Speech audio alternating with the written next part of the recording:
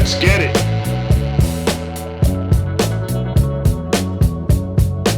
One of the biggest problems I have with watching Kody on Sister Wives is the idea that Kody is a 50-plus-year-old little kid.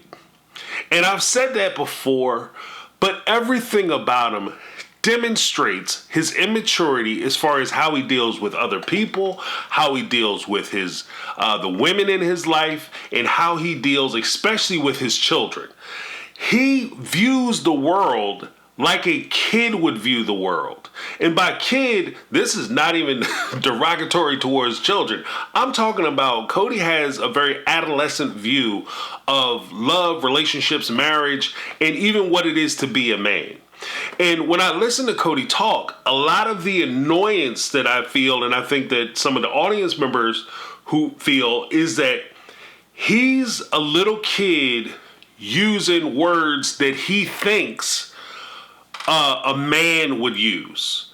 He has an idea of what manhood is, and thinking that he knows what manhood is, now all of a sudden, I'm going to start using the vocabulary that these men would use in order to direct their lives.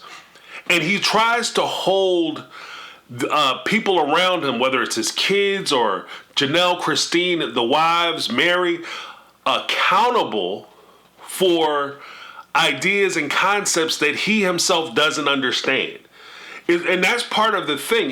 That's what makes it so frustrating, is the idea that he has a ideation that he's pushing, or uses a term, and he'll say that they're being immature, they're being they're being selfish, they're not thinking of the big picture, they're not being accountable for the things that they say, and he'll throw that around a lot. But when you look through the library of the Sister Wives series, you can find example after example of where Kody is doing things. He's not acting disciplined. He's not being stoic. He's not being compassionate. And more to the point, when he does things wrong or he makes bad choices or bad decisions, then he's never accountable for the fallout or the consequences of those bad decisions. He kind of has an approach that you would imagine a spoiled toddler to have. I want to do what I want to do, and I want everybody to like what I do. And if you criticize what I do, or you say you don't like what I do, then I'm going to go home. I'm going to pack my stuff and I'm going to leave. I'm going to fold my arms and I'm going to storm off. That's not what I would expect from a teenager, much less a man.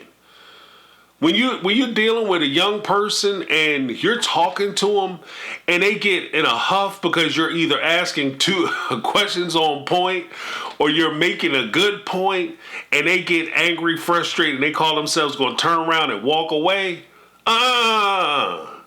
bring your ass right on back. This is not Disney, and this is not Nickelodeon. We don't do that shit in this house. Like, that's not how we roll. That's not how I roll. So when we get me frustrated, I'm about to start cussing. But when we having a conversation, the conversation ain't finished until I finish what I have to say. I don't care whether you like it or not. And I'm going to give you the opportunity to respond or retort to what I'm saying. So if you have a rebuttal as to I make a point and you don't like it, then let's have the conversation.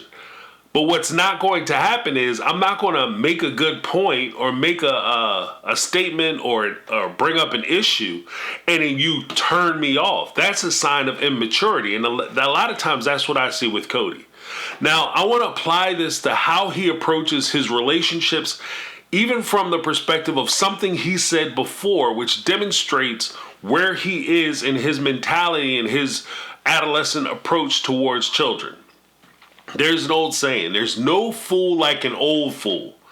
And what we have here is somebody who is an old fool pretending to be a wise man. Now, before I get into it, I would simply ask that if you guys are enjoying my content, you give me that thumbs up. You can do that right now. You don't have to wait to the end. I tell you what. Also, if you're not yet subscribed to the channel, go ahead and subscribe to the channel. It doesn't mean nothing to you, but it's a big deal to me. And it helps my channel out, helps me out. Who doesn't want to help a brother out? So go ahead and give me that HBO special. Click the subscribe button, ring the bell for notifications. All right, let's get it. Now, the thing that I wanted to bring up was a conversation that occurred, I think it was episode 3 of this season, that he was having in a car with his longtime friend about being married and polygamy. But let's listen to this one little segment where he was talking about people who are polygamous and have multiple women. You know, how society's been for, eons of time, that any strong man would have more than one woman, whether they were married or not, whatever. And I gotta tell you that as a guy and as a man, that is one of the most frustrating aspects of being a mature guy, especially as a man with a son.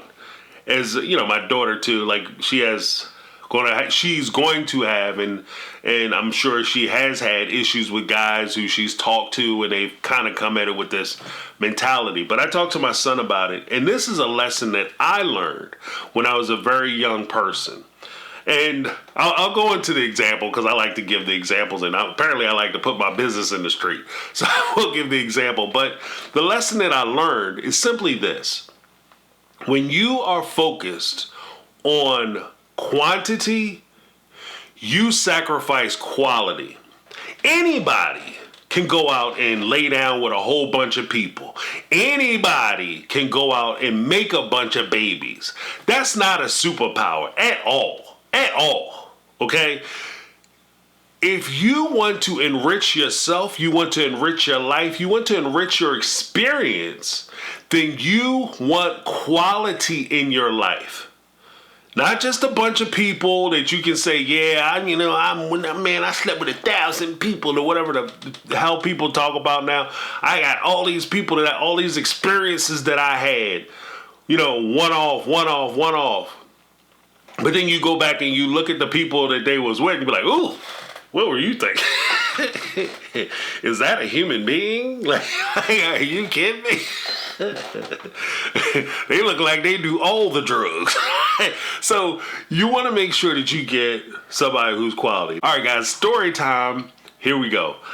When I was a young dude, and this is kind of one of those embarrassing stories, so bear with me. When I was a young guy, I went and I met this girl, and we were kind of talking. We were having a good time, and I'd seen her around. I'm like, hey, what's up? How you doing? Blah, blah, blah. And we got to talking, and I'm chilling with her. And I said, you know what? Maybe we can go out. Blah, blah. And she's like, yeah, I'm really excited about that. And, awesome. And so she was feeling me. I was feeling her. It was all good, all gravy. I was like, all right, let me bounce. Boom, left. Like a week later, right? And we ain't going out yet. But we were setting up and getting ready to go out. I'm out, and I run into this other girl, right? And I start talking to her. Hey, how you doing? Blah, blah, blah, blah, blah, blah, blah. And no sooner she smiled at me, I smiled at her. We start talking, and then I tell her. She tells me her name. I'm not gonna say her name here, but I said my name.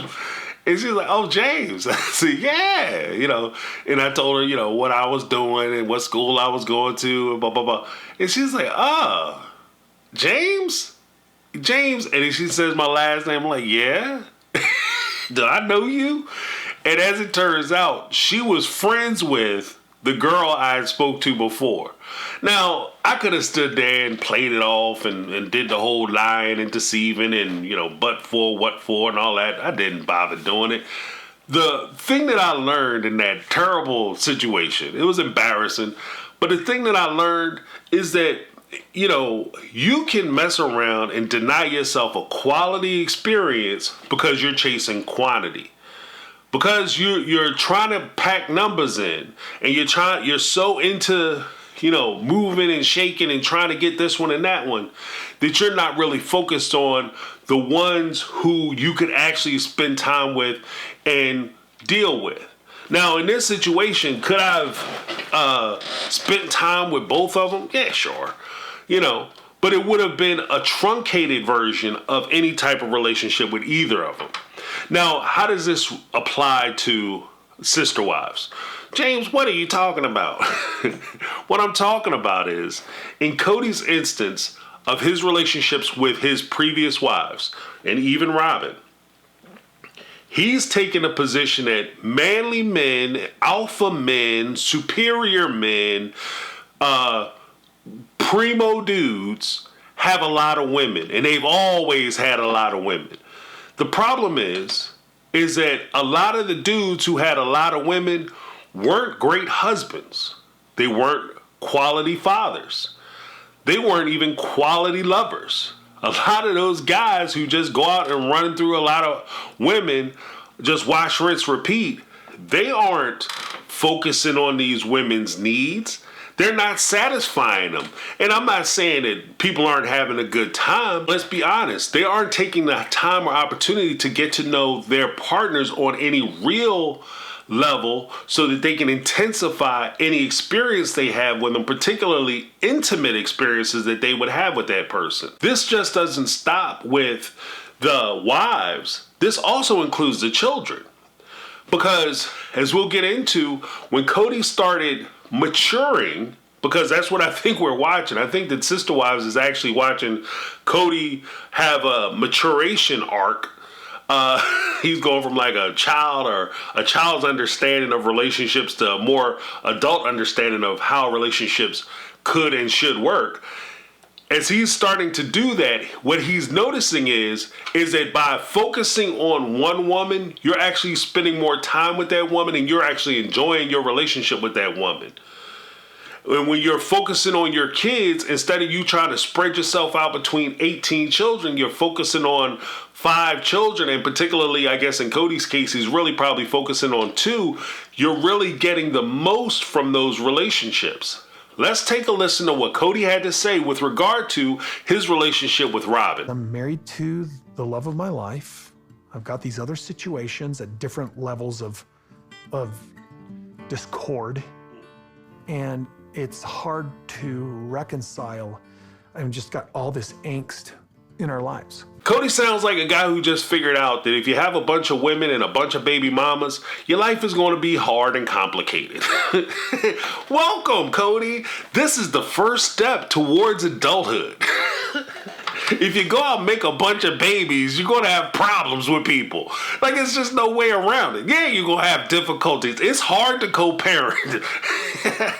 That's not for the weak. It's not for the faint of heart. Like, there are things you can do in relationships that you can't do when you're co-parenting. You understand? Like, there's certain things that you can do when you have a bound, solid relationship that you just can't do when you're co-parenting. You know what you guys are doing for the holidays. If you want to go away for the holidays, you want to stay at home for the holidays, that's fine. But when you're co-parenting, you have to make allotment so that the children can go spend time with both sides. Because you're not going to be together, or there are going to be things that you're going to have to miss. And there's going to be things that she goes to or he goes to that you can't go to, and vice versa. So that's just the co-parenting experience. They're going to have experiences that you're not going to participate in, that Kody will later sit and cry about. They're having experiences that don't involve me. Yeah, co-parenting. And he's starting to figure that out. He's starting to realize that being a monogamist is not a dirty word. I'm not going to look down on polygamists. I just think that for me, even based on my previous experience, that polygamy can be very difficult because as you're trying to spend a lot of time in a lot of different places, you're neglecting certain areas and certain things that are happening within this one person. So when you look at like Kody saying that I'm going to go off with this person or that person, as a monogamist, what I would say if I had a friend who was like, yeah, man, I'm going out on Friday, Saturday, and then I'll catch up with my wife or my lady on Sunday, what I would say to my friend is, what do you think she's doing on Friday and Saturday while you're out? Because again, that reminds me of an old Motown song. Who's making love to your old lady while you was out making love? So when you out there messing around, knocking boots, jumping in and out of beds, who do you think is keeping time at your house? And that's one of the things that I think that Kody is kind of missing, especially as you start to promote this idea that only a manly man does this and a manly man does that. You know how easy it is to get a woman whose husband is neglecting her? And if a wife is being neglected, especially because the husband is taking and splitting his time, his attention, his intimacy, and everything else between her and somebody else, that makes both of those women vulnerable. It just does. Even with the guys, and a young lady doing that, or a wife doing that to her husband or boyfriends or whatever. I'm satisfying everybody. You probably aren't. You might think you are, maybe because he's smiling when you leave, but just because she's smiling or he's smiling when you leave, it's not just the time you're there, it's also your absence that speaks volumes and feeds it to that relationship. So the next thing that I wanted to talk about was Kody's juvenile approach to how he deals with Christine and Janelle and their relationship. Again, this is something that you would see in grade school or high school. You can't talk to your ex, or you can't be with this person because I don't like them, or you can't be friends with that person because they're not my friend, so you can't speak to them anymore. And this is what Kody has been saying, and this is what I think Kody has been felt about Janelle and Christine's relationship, but has never had the balls to actually come out and say, I don't want y'all hanging out no more. He's finally getting around to saying it. Let's take a listen to what he has to say. It would require Christine and Janelle to sort of like, it's been nice hanging out a lot. Christine has so much influence over Janelle. I just think it's pathetic. So I don't want to say anything to Janelle because I'm afraid Christine will find out about it. The kids will find out about it. It's like, I just don't want to talk about me. Now that's silly. Because what's funny to me is that Kody takes a position that he doesn't want Christine and Janelle to hang out. Now, I've been understood this, that he didn't want the two of them hanging out. And I think that that's 90% of the problem that he has with Janelle as it is right now, is that he views Janelle hanging out with Christine as disloyal. Because you're hanging out with somebody who I don't like and has left the family and has hurt me and said that I'm not shit. And you're hanging out with that person, so therefore, you're my enemy too. The friend of my enemy is my enemy as well. That type of mentality. That to me is silly. But what's even sillier, and I think is a miscalculation on Kody's part, is that he says, I don't want to tell Janelle that she can't hang out with Christine because it'll get back to Christine, and then Christine will tell the kids and they'll be mad at me. You should be afraid to say this to Janelle because you're essentially saying that Janelle is weak-minded and she's being controlled by somebody else. And I don't know Janelle. She's not my friend.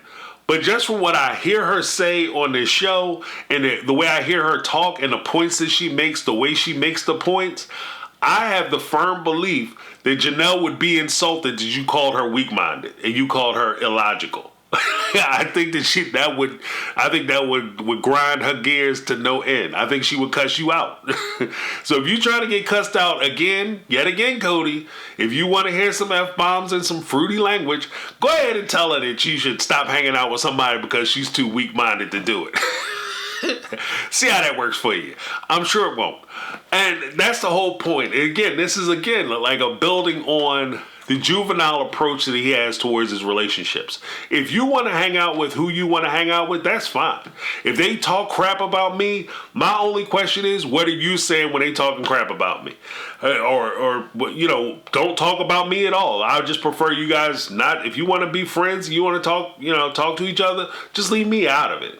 I'm not trying to mess your friendship up. If that's what you want to do, that's cool. And what it could do, if he was smarter, it could create a situation where if he never talked about Christine, and then every time Janelle went out with Christine, Christine wanted to talk about Kody and run him in the ground, and he never once bad talked her or said anything negative about Christine other than, she left and that relationship is over and I'm sad she's gone, and he stopped right there, then Janelle probably would stop hanging out with Christine.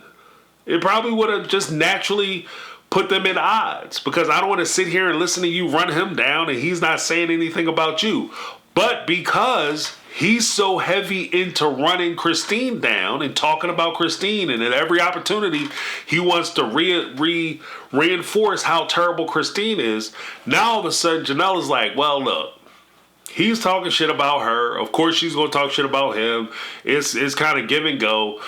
It's a wash. And you're just messing yourself up. So that would be my hint for him.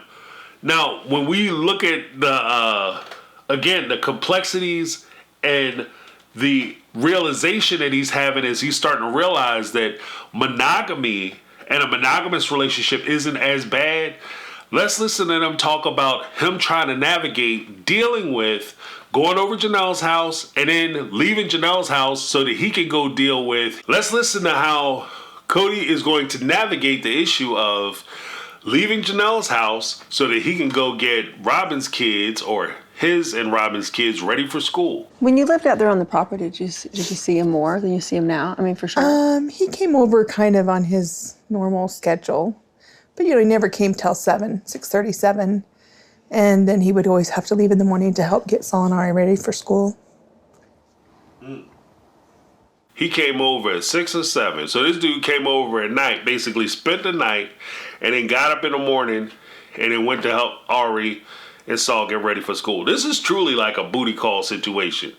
Like, the way he conducted his relationship with Janelle, like, no shot on Janelle, but this is essentially a booty call relationship. You call it a friends with benefits, but a friend actually hangs out with you.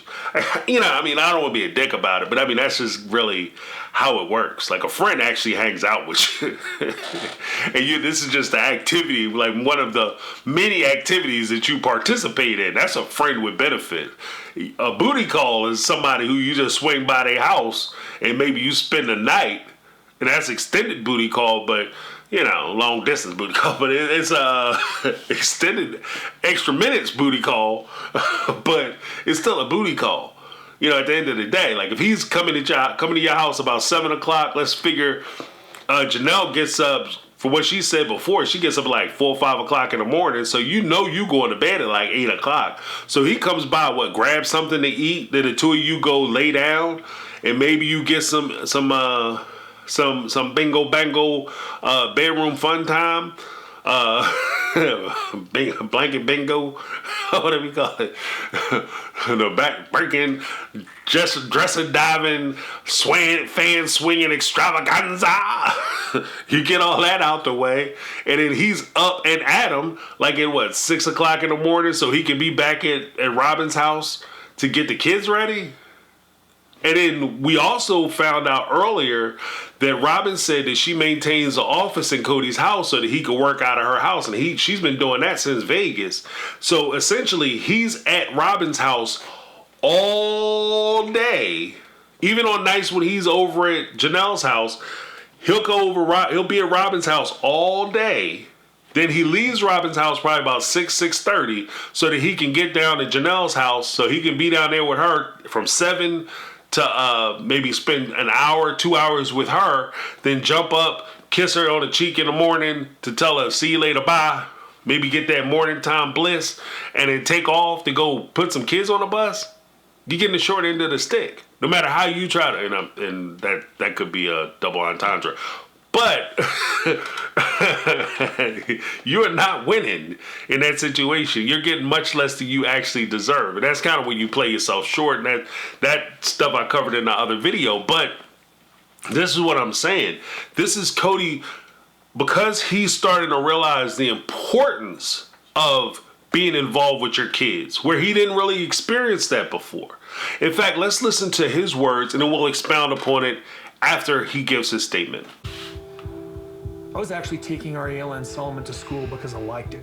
We were just working so hard to make ends meet before. And now that I have a chance to do this with Solomon Ari, it's like this, it's like this second chance. But Robin never asked me to do it. I like how he says, Robin never asked me to do it. He always got to try to pull her out of the fire. You know why? Because that's his wife. Now, the first thing is that I can respect the fact that that your situations are different. Because when you are younger and you have kids versus when you get a little older and you're a little more financially set, you will raise your children different, in fairness. Okay? But that's where my fairness ends. Because you're getting up to go get Sol and Ari ready, and all of a sudden it's a valuable, important experience for you to have, but truly is almost the same age as Sol is. So if it's important for you to go get Sol and Ari ready, how come you're not leaving Robin's house or leaving Janelle's house to go get Truly ready before Christine left you? And the reason why is because when you focused on the monogamy part of it and you started to realize that these experiences are once in a lifetime experiences that are never going to recur again, no matter how hard you work or no matter what you provide or how big your house is or how many cars you have, your kid learning to walk, they only do that once. Well, hopefully only once. Learning to talk, first time they say daddy, first time they take a first step, first time they go to school, them going to school, you being able to drive them back and forth to school, you being able to talk and speak to the teachers and find out about their education, you being able to go to their graduations and the extracurricular activities. These are all things that will never repeat themselves. And so you have to take advantage of each one of these opportunities as they arise, because you will never have the opportunity to participate in any of these activities otherwise if you let them go.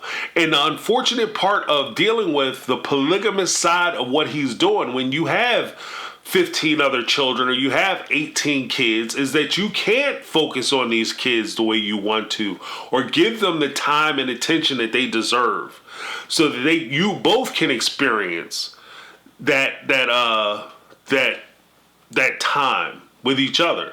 And that's where Kody is where I see Kody starting to come into the realization that maybe polygamy wasn't the best thing for him or his family, and he is more suited towards monogamy. That's not a shot on Kody. He takes it as a personal affront that he couldn't do polygamy and he wasn't successful at polygamy.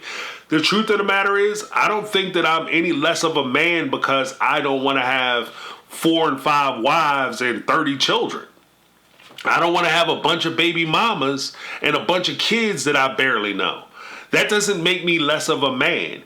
If anything, it makes you more of a man if you take accountability. This is how you use it, Kody.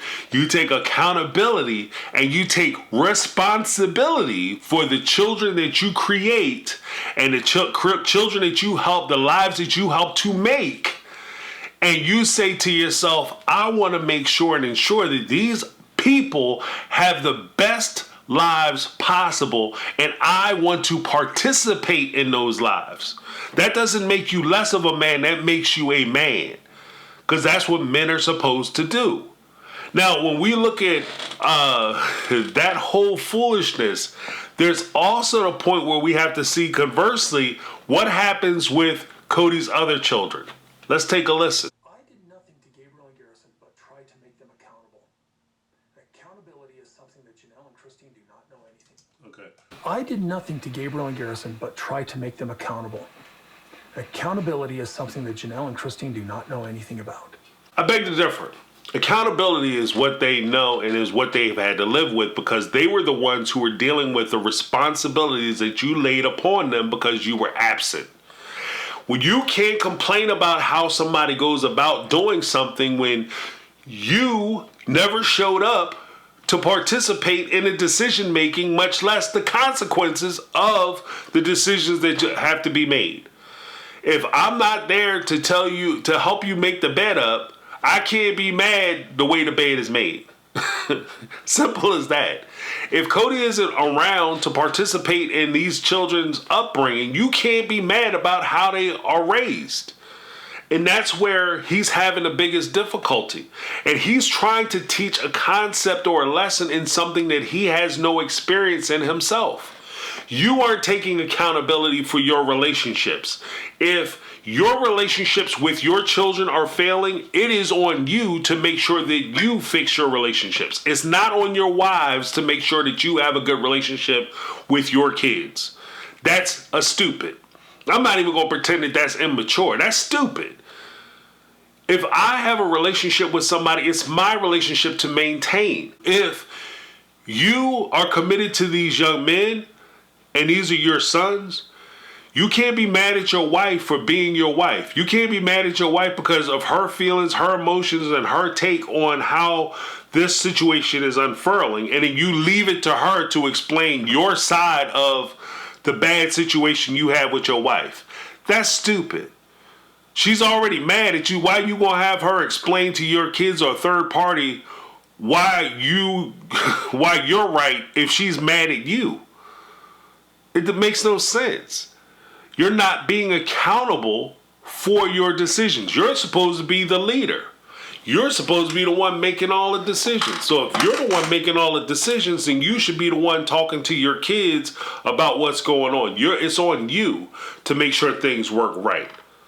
Now, let's listen to Kody respond to a proposition that was put forward by Garrison. And I have a thing that I want to say specifically about this. Garrison had offered his house out to Kody as a neutral place, Switzerland, for them to be able to gather and have a holiday so that the whole family can get together and feel comfortable getting together. Basically, Garrison wanted to stunt and show off his house. It's a major milestone that Garrison was able to purchase a home, especially at his age. That's incredible. That's great news for him. And he should be congratulated for that. That's a huge step. But Kody took it a different way. Let's listen to what he has to say. Absolutely. I have a house. They can come to my house. I got real loyalty here at my home. You guys can come over here. Bravo for you. You have your own home.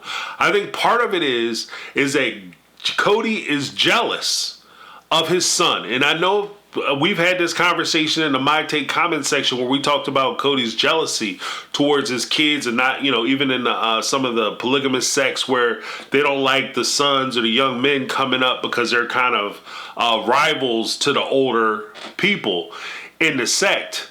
And the fact that they challenge their sexuality because, the young guys can get the young girls, let's be honest. That's probably who the young girls want to be with anyway.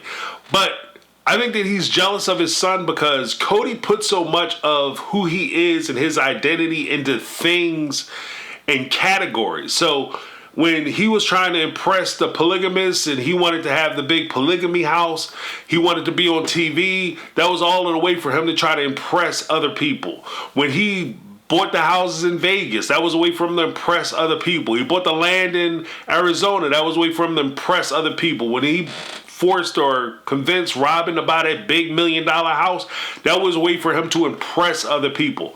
Time and time again, I watch Kody try to do things for other people's approval. Now, for me, there was a meme not too long ago that it asked the question, if you could have, it was like a picture of a beautiful beach house. I mean, exquisite, right? If you could have this house and nobody could ever see it, would you still want it?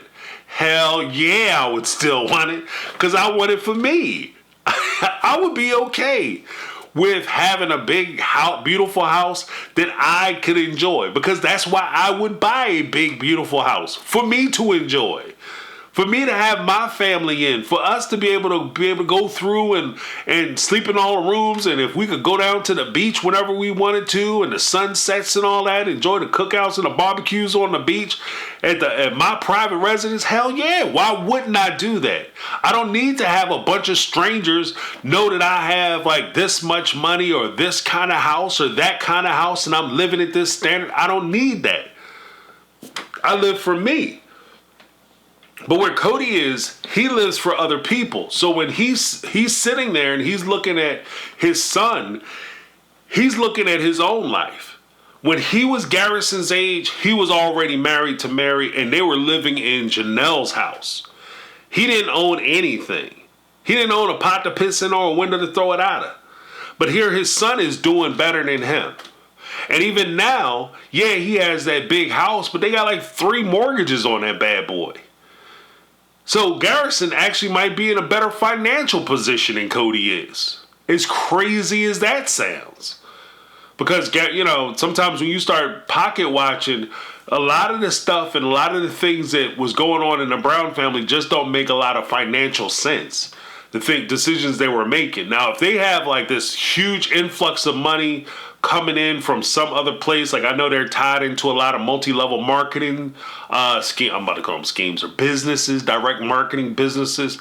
I know they're tied into a lot of that. You can make a lot of money with those businesses if you're on the top end and you're taking advantage of a lot of the people on the lower end. Then okay, maybe some of the decisions make sense. But some of these decisions make absolutely no sense if they're not making insane amounts of money through those other businesses. So Kody might be in financial trouble. And when he's sitting there looking at Garrison doing well and doing things that he wasn't able to do and can't do even now, like, because even right now, Kody has never owned property with just his name on it. Garrison has. Checkmate. So he might not be happy with Garrison, and I think that's part of it. And then when he starts talking about, well, at my house, I have safety and security. I have people who are loyal. Do they stop being loyal when you leave the house? It's like the door break the spell. Like when they cross the threshold of the door, all of a sudden they're not loyal no more. So you can't take your loyalty on the road. If that's the case, I don't want, kind of like the house that I could be in by myself. If I had friends and family who, if we left that big house or we left the beach resort mansion that I was talking about earlier, if we walked out of there and we moved back to the house I'm living in now, and all of a sudden you're no longer loyal, then you shouldn't have been in my first house. That would have been a lesson for me. You shouldn't have never been in the beach house. That's the difference. Like his approach to things is extremely childish. Like I get, you want your family to be able to come back to your house, and I understand like the bravado of that and the maturation of that, and you want to draw lines, and I get that part of it. But at the same time, there's nothing wrong with you sharing holidays with your children and saying, hey, you have a house, let me come over to your house and spend time with you at your house. Hey, it's not always a thing where everybody has to go back to the elder person's house, especially if you can travel and you guys do all this traveling. Hell, you drove all over God's creation during the damn pandemic so that you could go to your friend's wedding. You can't drive across town to go to your son's house. And these are the things that I talk about when I say that Kody suffers from immaturity. And one of the big crosses that he's going to bear because he can't get himself out of his own way when it comes to his own personal maturity, growth, and development. That's my take. I'm James. This has been My Take on Reality, and I'm out. 'Cause I've been living life right like I could just die any minute. Going for a ride down the side. Peace, yeah.